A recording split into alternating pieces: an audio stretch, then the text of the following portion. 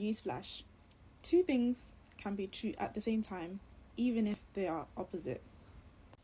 The reason I'm saying this is sometimes I think we struggle to accept that somebody that's good to us has done or is capable of doing something bad to somebody else. And as a result, we end up defending somebody who should be held accountable for something that they've done wrong to somebody else. So, I could be like an amazing girlfriend, but a terrible friend. I could be a terrible daughter, but an amazing therapist. And those two things being true at the same time does not mean that either one of them is wrong. Context matters. And I think this is true for a lot of us. Sometimes our mum might be a great mum, but she could be a terrible friend or she could be a terrible wife to somebody. And we can't seem to accept that those two truths exist. And then we end up defending somebody who should be held accountable.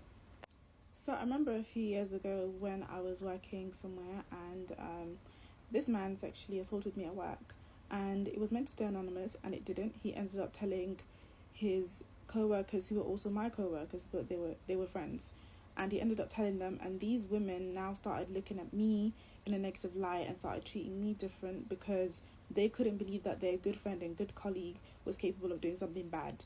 So instead of holding their friend accountable and their colleague accountable, they took it out on me and let him go scot-free and didn't question him or didn't ask him questions or anything like that.